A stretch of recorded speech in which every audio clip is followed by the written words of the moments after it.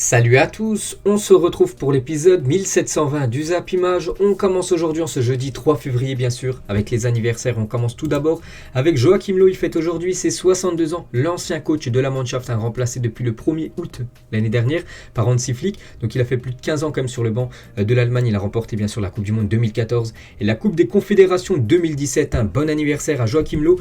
Il y a aussi Grégory Van der Wiel, il fête aujourd'hui ses 34 ans. L'ancien joueur du Paris Saint-Germain. Kamil Glik fête aujourd'hui lui aussi c'est 34 ans, le joueur polonais. Et pour finir, c'est le jeune joueur de Lorient, Enzo Lefebvre, il fête aujourd'hui ses 22 ans. On prend directement la direction de l'Afrique et plus précisément du côté du Cameroun. On va parler de la CAN, on va parler surtout de la première demi-finale de la Coupe d'Afrique des Nations. C'était hier entre le Burkina Faso et le Sénégal et on peut voir le résultat. Le Sénégal du coup se qualifie pour la finale vu que le Sénégal s'est imposé 3-1 lors de cette demi-finale. Donc Diallo, Sadio Mané, c'est marqué Dieng, c'est plutôt Idrissa Gueye qui a marqué le deuxième but bien sûr du Sénégal. Donc qualification logique et méritée bien sûr des Sénégalais les gars pour cette nouvelle finale de CAN. N'oubliez pas qu'ils ont déjà participé à la dernière édition lors de la finale. Bref, la joie des Sénégalais après leur qualification. Bien sûr, beaucoup de joie les gars, voilà pour ce pays du Sénégal. On peut voir là dans le vestiaire à la fin du match, tout le monde bien sûr était heureux. Et la même chose du côté de Dakar, belle ambiance à Dakar après la qualification du Sénégal. C'était tout simplement le feu hier, voilà dans les rues de Dakar bien sûr pour célébrer et surtout fêter cette qualification de nouveau en finale. Et on va parler de ce joueur les gars, donc on ne présente plus bien sûr, c'est Sadio Mané, le joueur vedette de cette équipe du Sénégal. Et tout simplement Sadio Mané les gars lors de cette demi-finale hier, mais il a été très important vu qu'il a été élu homme du match, le joueur de Liverpool. Félicitations à lui. Donc ses stats lors de la demi-finale hier, un but et une passe décisive. Qui d'autre que le spectaculaire Sadio Mané qui a remporté le trophée joueur du match. Donc félicitations bien sûr à lui. Et Sadio Mané envoie son pays en finale et affiche de superbes statistiques lors de cette Coupe d'Afrique des Nations. 3 passes D et déjà 3 buts pour Sadio Mané, ultra performant bien sûr. Et Mané est impliqué sur 11 buts depuis la CAN de 2017, donc 8 buts et 3 passes décisives. Aucun autre joueur ne fait mieux sur cette période. Voilà, depuis les 3 dernières éditions, enfin en comptant bien sûr celle-là, c'est lui qui a été le plus décisif, donc sur 11 buts. Donc personne ne fait mieux, donc félicitations bien sûr de plus à Sadio Mané. Et quelques déclarations bien sûr de sa part à la fin du match. Ce soir on méritait de gagner, on savait que ça allait être pas facile, on avait en face de nous une belle équipe qui nous a causé beaucoup de problèmes. On a gardé notre calme, attendu notre moment. Et ce soir, je pense qu'on méritait de gagner. Donc voilà déjà la première déclaration bien sûr de l'homme du match. Toujours avec Sadio Mané, on ne pouvait pas espérer mieux. Je suis heureux pour l'équipe et le peuple sénégalais. J'ai pas de préférence pour l'adversaire en finale. J'aimerais rencontrer la plus facile bien sûr à battre en finale. Mais que le meilleur gagne ce soir entre la deuxième demi-finale qu'on parlera bien sûr tout à l'heure. Et Sadio Mané, meilleur joueur sénégalais de l'histoire. Point d'interrogation. Moi je pense les gars, c'est vrai que voilà s'il y a des supporters sénégalais qui me regardent, vous pourrez mettre en commentaire pour vous, est-ce que c'est tout simplement le meilleur joueur de l'histoire, tout simplement le joueur Sadio Mané bien sûr pour le Sénégal. Aliou Cissé, le sélectionneur du Sénégal bien sûr très heureux après cette qualification les garçons, le mérite par leur mentalité et leur état d'esprit, vraiment très très content bien sûr d'accéder à cette finale. Et les deux Parisiens, on va féliciter quand même les deux Parisiens, Abdou Diallo et Idrissa Gueye, buteurs pour le Sénégal, félicitations à ces deux joueurs du Paris Saint-Germain, ils ont été buteurs, c'est eux qui ont inscrit les deux premiers buts pour le Sénégal, après que Mané bien sûr inscrive le troisième but. Et Abdou Diallo, micro de Bein Sport, c'est le meilleur groupe que j'ai connu dans ma carrière, on est comme une famille bien sûr. Pour ce joueur les gars qui aurait pu, n'oubliez pas, jouer pour l'équipe de France, il avait le choix entre la France et le Sénégal, il a choisi le Sénégal, on peut voir là que c'est plutôt pas mal, son début de carrière on va dire avec l'équipe sénégalaise, parce que déjà il a marqué son deuxième but avec le Sénégal, donc hier, pour seulement 8 sélections, donc c'est pas mal quand même pour un défenseur. Je ne sais plus s'il joue dans l'axe ou sur le côté. Et il n'y a pas que le Paris Saint-Germain qui est représenté, il y a aussi l'Olympique de Marseille, parce qu'il y a aussi Pape Gueye et Bamba Dieng bien sûr, deux joueurs sénégalais qui appartiennent à l'OM, qui joueront aussi bien sûr cette finale. Et c'est la première fois de son histoire que le Sénégal inscrit 9 buts dans une seule édition de la CAN. C'est vrai que les trois premiers matchs de poule, ça a été compliqué. C'est seulement un but sur les 3 premiers matchs. Bon, qualification, ils ont quand même terminé premier. Mais après, voilà, ils ont marqué beaucoup plus de buts lors des matchs élimination directe, lors des matchs importants. Là, ils ont été décisifs. 2 contre le Cap-Vert, 3 contre la Guinée équatoriale et 3 de nouveau contre le Burkina Faso. C'est tout simplement pour l'instant un record. Voilà, c'est 9 buts inscrits lors d'une CAN pour cette sélection sénégalaise. Et une chance de se rattraper. Pourquoi? Voilà, c'est cette info. Parce que vous vous souvenez, en 2019, les gars, le Sénégal est en finale. Une finale perdue 1-0 contre l'Algérie. En plus, le but était venu très tôt dans le match au bout de 2 minutes de jeu. Et 3 ans après son échec contre l'Algérie, le Sénégal va retrouver la finale de la CAN. Et est-ce que c'est enfin la bonne année pour cette équipe sénégalaise? Parce que c'est tout simplement, ils vont participer dimanche à 20h à leur 3e finale de la CAN après 2002 et 2019. Et à chaque fois, lors des 2 dernières éditions, à chaque fois ça a été défaite. Donc contre le Cameroun en 2002 et contre l'Algérie en 2019. C'est vrai que si on regarde l'historique de la CAN depuis 1957, le Sénégal n'a jamais remporté la Coupe d'Afrique des Nations. Donc ça sera peut-être une première pour ce pays, les gars, dimanche. On va féliciter bien sûr le Burkina Faso. Ils ont perdu hier, mais ils ont accédé quand même au dernier carré, demi-finale. Bravo Burkina Faso pour ce très beau parcours. Et Bertrand Traoré, l'ancien joueur de Lyon, qu'on connaît très bien sûr dans le championnat français, on n'a pas démérité. Je suis fier de mes partenaires, bien sûr, vraiment un très beau parcours du Burkina Faso. On va féliciter l'arbitre de la rencontre hier, parce que souvent lors de cette CAN, il y a eu pas mal de problèmes d'arbitrage, mais l'arbitre hier, les gars, a été impeccable. Et quand il est impeccable, bien sûr, il faut le dire. Du coup, les gars, on peut voir la deuxième affiche des demi-finales. C'est ce soir à 20h. Donc, c'est entre l'Égypte et le Cameroun. On peut voir sur le Twitter officiel de la CAN. On pouvait mettre notre pronostic. Il y avait plus de 4800 votes. Donc, moi, à chaud, je mettrais comme le Cameroun, pays organisateur. Je vois bien le Cameroun filer en finale. On peut voir quand même que la plupart des votes ont mis, plus de 63% des votes ont mis l'Égypte quand même en finale. Bon, c'est que des pronostics maintenant. La vérité, c'est sur le terrain. C'est ce soir. N'oubliez pas que le match est diffusé sur Bein Sport. Pour ceux, bien sûr, qui veulent le voir. Donc, qui affrontera, bien sûr, le Sénégal dimanche, soit le Cameroun, soit l'Égypte. Et pourquoi pas, et si ces deux monstres se retrouvaient en finale, l'un joue au Sénégal, l'autre joue du côté de l'Égypte, et les deux meilleurs joueurs de ces deux équipes, bien sûr, évoluent du côté de Liverpool, Mané et bien sûr Salah. Et n'oubliez pas que s'il y a cette finale, les gars, Sénégal contre l'Égypte, c'est aussi le match double confrontation lors des barrages pour se qualifier pour la future Coupe du Monde. Donc ce serait tout simplement énorme. Donc voilà ce qu'il y avait à dire bien sûr sur la CAN. On en reparlera bien sûr demain avec la deuxième demi-finale. On prend la direction du continent nord-américain. Il y avait aussi des matchs pour se qualifier pour la future Coupe du Monde. Les États-Unis jouaient cette nuit contre l'équipe du Honduras. Donc une victoire tranquille des États-Unis à 3-0. Mais c'était un match compliqué. Pourquoi? Parce qu'il faisait très très froid. Donc les États-Unis reçoivent en ce moment donc le Honduras dans le Minnesota en éliminatoire du mondial. Donc ressenti moins 20 degrés lors de ce match. Les joueurs ont été autorisés à porter des cagoules pour se protéger du froid. Donc voilà quelques photos des joueurs du match bien sûr avec des cagoules. On peut voir que même les journalistes sont prêts à commenter le match avec des lunettes de ski, bonnet. On voyait même pas le visage bien sûr de ce journaliste tellement qu'il faisait froid les gars hier pour ce match. Mais bon, il y a des supporters des États-Unis ont rien à faire. Ils étaient quand même torse nu dans le stade, complètement fou. Et on va parler de Mike Kenny. Joueur de la Juventus, c'est décisif. Et il a fait la même célébration. Il fait une célébration en mode Zorro. Il avait déjà fait cette célébration, bien sûr, quand il avait été buteur avec son club en Europe, l'équipe de la Juventus. Donc bravo pour lui. Un but sur coup franc. Et c'est vrai que les 2 buts inscrits par les États-Unis hier, les 2 premiers buts ont été inscrits sur coup franc. Donc Mike Kenny et Zimmerman sont lui aussi un buteur sur coup franc. Et le 3e buteur, les gars, c'est Pulisic, le meilleur joueur, on va dire, de cette équipe des États-Unis, le joueur vedette. Donc il est entré en jeu à la 64e minute et 3 minutes après, mais il a inscrit le 3e but de cette victoire des USA. Il y a aussi le Mexique qui s'est imposé 1-0 contre le Panama, parfait pour eux. L'équipe de Keylor Navas, le Costa Rica, s'est imposé 1-0 contre la Jamaïque. Et Salvador s'est incliné 2-0 contre le Canada. Du coup, on peut voir tous les résultats quasiment des derniers matchs sur ce continent nord-américain pour se qualifier pour cette future Coupe du Monde. Et du coup, le classement. Donc le Canada, très bien parti pour se qualifier, bien sûr. Les États-Unis 2e, Mexique 3e, Panama 4e. N'oubliez pas, c'est les 3 premiers qui se qualifient directement. Donc là, on peut voir comme que les 3 premiers se détachent, parce qu'il y a 4 points entre le Mexique et le Panama. Et le 4e jouera un match de barrage contre une autre nation d'un autre continent. On revient en Europe, on prend la direction de l'Écosse et hier soir, il y avait un gros match dans le championnat écossais, c'est tout simplement le derby, les 2 meilleures équipes qui se sont rencontrées, le Celtic contre les Glasgow Rangers. Et le Celtic s'est imposé 3-0 face à son rival de toujours, bien sûr les Glasgow Rangers dans une ambiance complètement folle. Voilà quelques photos du match les gars, énorme ambiance bien sûr, il y avait énormément de fumigènes qui ont été craqués lors de ce match du côté du Celtic. Et du coup si on regarde le classement, donc c'est les 2 meilleures équipes, donc bien sûr les 2 sont en tête. Et du coup avec cette victoire, le Celtic repasse devant les Glasgow Rangers, il y a un point d'écart. Donc les Rangers étaient leaders avant le match et du coup maintenant c'est le Celtic Glasgow qui reste que sur des victoires. On peut voir les 5 derniers matchs que des victoires. Du coup le Celtic maintenant un point d'avance sur les Glasgow Rangers. Direction l'Espagne, il y avait aussi 2 matchs de Coupe du Roi. Tout d'abord, Valence contre l'équipe de Cadix. Donc c'est l'équipe de Valence qui s'est imposée 2-1 et l'équipe du coup de Valence se qualifie pour les demi-finales de la Coupe du Roi. Il y avait aussi le Rayo Vallecano contre Mallorca, c'est le Rayo Vallecano qui s'est imposé 1-0. Donc Vallecano et Valence, deux premiers qualifiés pour cette demi-finale de cette Coupe du Roi. Et les deux autres affiches, donc c'est ce soir 20h la Real Sociedad contre le Betis et à 21h30 ce soir le gros match Bilbao contre le Real Madrid. N'oubliez pas que ce match donc du côté de San Mamés est diffusé sur la chaîne 21 de la TNT, bien sûr pour ceux qui veulent voir le match en clair.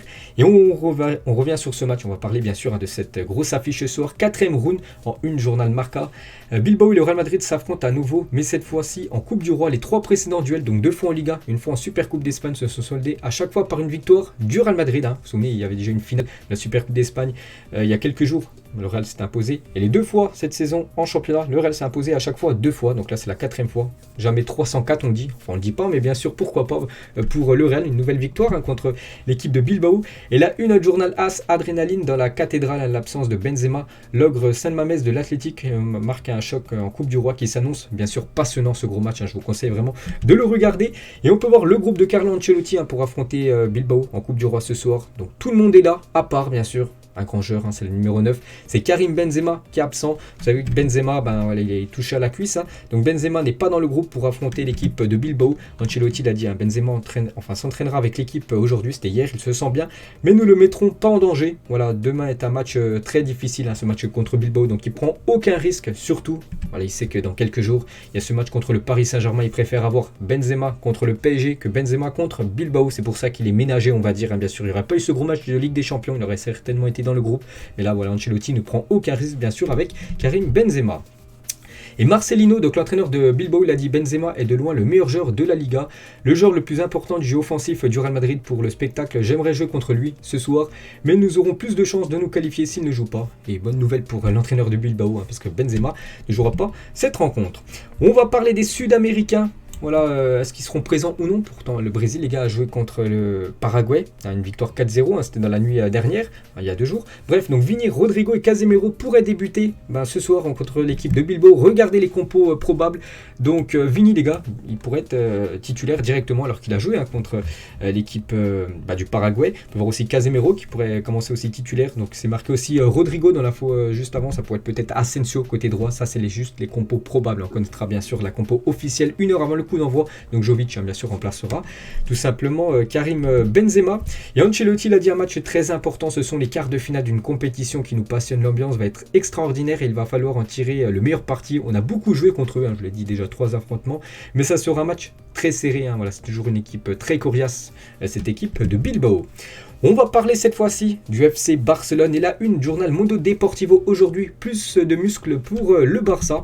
Et la une du journal Sport, le jour de la bête. Voilà, en une de ce journal, bien sûr, on peut voir Adama Traoré, il l'appelle la bête en Espagne. Et hier, il a été présenté au Camp Nou, donc on l'a présenté sous ses nouvelles couleurs du FC Barcelone, donc il portera bien ce numéro 11 que je vous avais dit hier. Donc voilà quelques photos d'Adama Traoré, les gars, avec du côté de son jardin maintenant. Bien sûr, le Camp Nou, voilà quelques photos du puissant ailier espagnol, maintenant joueur du FC Barcelone. Et Laporta, le président Blaugrana. Bienvenue Adama, tu es né ici, tu as été formé ici. Ensuite, tu as dû faire une carrière professionnelle à l'étranger et maintenant, tu es de retour pour que le Barça puisse profiter de ton talent, parce qu'oubliez pas que c'est un joueur sorti de la Masia. Exactement le 23 novembre 2013, un jeune Adama faisait ses débuts avec l'équipe première du FC Barcelone. Il était le 145e joueur de la Masia à le faire, donc à jouer en équipe première. Donc aujourd'hui, il a déjà le maillot avec le numéro de ses débuts, 145. Donc bien sûr, c'est aussi un petit hommage, bien sûr, par rapport à ce joueur de la Masia. On va parler de l'autre gros événement, il y avait la présentation d'Adama et aussi la signature enfin officielle. C'est vrai que ça a traîné un petit peu, mais cette fois-ci c'est bien officiel. Aubameyang signe du côté du FC Barcelone. Donc voilà, Aubameyang sous ses nouvelles couleurs, donc il a passé sa visite médicale, tout est ok pour l'attaquant gabonais, donc parfait bien sûr pour lui, parfait pour le club Blaugrana, parce qu'ils accueillent quand même un grand numéro 9. Donc l'arrivée d'Aubameyang a été officialisée par Barcelone, donc libre de tout contrat après une résiliation à l'amiable avec Arsenal qui aura coûté aux Gunners près de 8 millions d'euros, on en parlera juste après. Donc Aubame signe au Barça jusqu'en 2025, donc gratos pour le Barça bien sûr. Donc il a une clause à 100 millions d'euros. Là, c'est un club intéressé bien sûr pour s'offrir. Le joueur gabonais, c'est qu'Arsenal, comme je l'ai dit juste avant, a dû débourser quasiment 9 millions d'euros pour résilier le contrat d'Aubameyang. Et Aubameyang, voilà, vu qu'il n'a pas fait un au revoir aux supporters des Gunners, il a dit quand même sur son compte Instagram, un long message, on va abréger, aux fans d'Arsenal, merci d'avoir fait de Londres ma maison. Durant les 4 dernières années, je me suis toujours donné à 100% pour ce club. Et c'est pour cela que partir sans un véritable revoir me fait mal, bien sûr. N'oubliez pas qu'il est écarté lors des derniers matchs, donc il n'a pas pu faire un adieu bien sûr au public du côté de l'Emirates Stadium. Et Aubameyang, il est déjà inscrit en Liga en tant que joueur du Barça. Voilà, tout est déjà rentré, bien sûr. Il est dans les fichiers de la Liga. Aubameyang, il pourrait même faire ses débuts contre l'Atlético Madrid dès dimanche. Vous savez que dimanche, énorme choc à 16h15. Le Barça, 5e, reçoit l'Atlético, 4e. Et Aubameyang, s'il est convoqué par Xavi, il pourrait jouer bien sûr ses premières minutes. Toujours avec Aubameyang et Adama, on peut voir l'entraînement du jour, tout simplement, enfin c'était hier exactement, bref, Adama, on peut voir Aubameyang en fond d'image, voilà les premières images d'Aubameyang du côté de l'entraînement, bien sûr, du FC Barcelone. N'oubliez pas qu'il portera le numéro 25, je vous l'ai dit hier, c'est bien officiel. Et Aubameyang, il a dit: je suis ravi d'être ici, d'autant que j'ai de la famille espagnole du côté de ma mère, je suis fier de jouer au Barça, je donnerai tout ce que je peux pour aider le club, je suis sûr que Xavi va beaucoup nous apprendre, les jeunes du Barça ont beaucoup de talent. Voilà la première déclaration, bien sûr, d'Aubameyang en tant que joueur du FC Barcelone. Et Aubameyang, face aux grands clubs européens, on peut voir quand même qu'il a inscrit beaucoup de buts, contre Tottenham par exemple, c'est 8 buts, le Bayern c'est 6 buts, ou même le Real Madrid c'est 5 buts, voilà, on peut voir quand même qu'il a marqué de nombreux buts contre les grandes équipes en Europe. Aubameyang, une déclaration de sa part en 2016, bon là elle fait un peu tâche, comme cette déclaration, il avait dit: avant que mon grand-père nous quitte, je lui ai promis que je jouerais un jour pour le Real Madrid. Bon après voilà, il joue pour le Real, maintenant il joue du côté du FC Barcelone, bon ça arrive, voilà, c'est comme ça bien sûr, c'est le destin. Et de nouveau réunis dans la même équipe. Voilà, c'est bien officiel, Aubameyang retrouve du coup Ousmane Dembélé. Voilà, deux anciens joueurs du Borussia Dortmund se sont rencontrés quelques fois lors des Barça Arsenal lors de ces dernières saisons. Toujours très grands copains, beaucoup d'amitié entre ces deux-là. Et n'oubliez pas que ce duo fonctionnait énormément à l'époque du côté de Dortmund. Regardez ces stats complètement folles. Donc en 2016-2017 avec Dortmund, toute compétition confondue. Donc à eux deux, 50 buts, donc 40 pour Aubameyang qui était le numéro 9, Dembélé l'ailier. Donc 10 buts pour Dembélé, 40 pour Aubameyang, c'est incroyable. Et 25 passes D à eux deux, donc 20 pour Dembélé et 5 pour Aubameyang. Donc c'est tout simplement énorme. Et ces statistiques de ces deux-là, à voir maintenant ce que ça va donner du côté de Barcelone. Toujours avec le Barça, donc le FC Barcelone, je vous l'avais dit hier, du coup ils ont dû dévoiler la liste des joueurs inscrits pour disputer l'Europa League. Et voilà, sur les 4 nouvelles recrues, il y en a que 3 qui pouvaient être inscrits. Du coup, comme pressenti par la presse espagnole, c'est Dani Alves, récente recrue, qui ne jouera pas la compétition. Du coup, Ferran Torres, Adama Traoré et Aubameyang, eux, sont bien présents dans les joueurs potentiellement, qui peuvent disputer l'Europa League. Donc Dani Alves, on ne le verra pas en Coupe d'Europe cette saison du côté du Barça. Donc voilà, il devait faire un choix. Xavi, bon, il a fait, je crois, le choix le plus logique, on va dire. On va parler de Ousmane Dembélé et Laporta calme le jeu avec Dembélé. En gros, vous savez que Dembélé est actuellement écarté. En gros, d'après ce texte, donc pour en venir à Dembélé, c'est Laporta qui a dit ça. C'est l'entraîneur qui décidera, c'est sa décision, a déclaré le dirigeant catalan avant de poursuivre. Je pense qu'il travaille pour cette saison, mais aussi pour la saison prochaine. Il y a un joueur qui ne sera sûrement pas là parce qu'il doit y avoir un autre club. C'est plus difficile pour lui de jouer parce que nous sommes en train de reconstruire une équipe et il n'a pas voulu renouveler dans ce sens. C'est un problème qui, je l'espère, sera résolu de notre intérêt et qui ne sera pas laissé non plus. Donc voilà, en gros, il laisse le choix tout simplement à Xavi, soit de réintégrer Dembélé, bon, il continue à faire les entraînements, mais soit le remettre dans le groupe, parce qu'oubliez pas que lors de cette liste, il est bien en fait figure, numéro 7, Dembélé figure dans la liste des joueurs qui peuvent disputer l'Europa League. Donc maintenant, c'est à Xavi de trancher, bien sûr, s'il peut rejouer ou non. Voilà, Xavi, bien sûr, décidera ça très prochainement. Et toujours avec Laporta sur Dembélé, je continue de penser que Dembélé est meilleur que Mbappé. Le meilleur Dembélé, avec le talent qu'il a, fait partie des meilleurs du monde. Donc voilà les belles paroles, bien sûr, de Laporta envers son joueur, qui pose actuellement quand même de gros soucis du côté de Barcelone. On revient un an jour pour jour en arrière et Manchester United étriait cette équipe de Southampton 9-0. C'était il y a un an jour pour jour, c'est un match de Première Ligue. Donc voilà, Manchester 9, Southampton 0. Donc voilà quelques photos de cette correction prise bien sûr par Southampton contre Manchester United. Toujours avec Manchester United, donc David De Gea a été élu joueur du mois à Manchester United. Félicitations au portier espagnol qui est vraiment décisif match après match. Et on peut voir que c'est la 3e fois consécutive comme qu'il reçoit cette distinction du meilleur joueur du côté des Red Devils. Hein. Heureusement qu'il est là, ce gardien. Ça veut dire en gros que Manchester quand même concède beaucoup de tirs, beaucoup d'occasions. Et heureusement qu'il est là parce qu'il sauve beaucoup de fois cette équipe de Manchester. Donc félicitations à lui. On va parler du jeune Mason Greenwood. Hein. Vous savez, Greenwood actuellement, il est dans des très mauvais draps et suspecté d'agression sexuelle et menaces de mort. Donc il est libéré sous caution et placé sous contrôle judiciaire, Mason Greenwood. Mais voilà, il est en train de tout perdre. Hein. C'est vraiment dommage, les gars, parce que c'était un joueur avec un énorme potentiel et il perd tout actuellement. Donc après EA Sports, parce que dans le jeu FIFA, si vous jouez à FIFA Ultimate Team, donc sa carte n'existe plus, donc tout simplement retirée à cause de, ce qu'il a fait récemment. Donc c'est au tour de Konami de retirer Mason Greenwood de ses jeux jusqu'à nouvel ordre. Quant à Sport Interactive, donc le développeur de Football Manager, aucune décision n'a été encore prise, mais bon, il devrait suivre bien sûr ce qu'a fait EA Sports et tout simplement Konami retirer Greenwood du jeu Football Manager. Il n'y a pas que ça, les gars, il y a aussi, retiré de FIFA, Nike. Son sponsor a suspendu son partenariat avec lui et on peut voir que plusieurs joueurs de l'effectif, comme Cristiano Ronaldo, David De Gea, Edinson Cavani, Paul Pogba, Marcus Rashford et plusieurs autres joueurs de Manchester se sont désabonnés, donc en gros unfollow des réseaux sociaux de Mason Greenwood par rapport à ce qu'a fait tout simplement le jeune anglais. Donc voilà, c'est pas ouf. Bon, c'est vrai que j'ai vu les photos de son ex-copine sur internet avec pas mal de sang sur le visage et tout. C'est pas bien ce qu'a fait tout simplement Mason Greenwood. Donc actuellement il est libéré sous caution, mais voilà, c'est trop compliqué qu'il reprenne bien sûr une carrière de footballeur. Et on revient sur ce transfert qui était lié avec Mason Greenwood. Donc la situation avec Greenwood est l'une des raisons pour lesquelles Jess Lingard n'a pas été autorisé à partir. J'en avais parlé dans mes vidéos transfert que Jess Lingard voulait quitter cette équipe de Manchester pour rejoindre Newcastle lors du dernier mercato hivernal. Du coup, Manchester n'avait pas autorisé à Jess Lingard de quitter le club. Maintenant, on sait pourquoi. C'est à cause bien sûr de Greenwood, parce qu'on sait que Greenwood, c'est pas sûr qu'il puisse rejouer du côté de Manchester. On va parler d'un autre joueur lui aussi dans de très mauvais draps. Dans l'autre Manchester, c'est Manchester City et c'est Benjamin Mendy visé par une nouvelle plainte, cette fois-ci pour tentative de viol. Donc le Français est déjà visé par 7 chefs d'accusation de viol et une autre d'agression sexuelle. Donc lui aussi, les gars, c'est compliqué actuellement. Donc le procès pour viol, tentative de viol et agression sexuelle de Benjamin Mendy aura lieu le 25 juillet. Il pourrait s'étaler sur 6 semaines. N'oubliez pas que actuellement lui aussi il est libéré sous caution. Il doit pointer tous les jours. Voilà, du côté de l'Angleterre. Donc lui aussi, les gars, actuellement dans de très mauvais draps. Donc voilà, les gars, à la fin de cet épisode, bien sûr. Donc j'espère que ça vous a plu. On se retrouve dès demain. Et voilà, donc bonne journée à vous et à plus tard.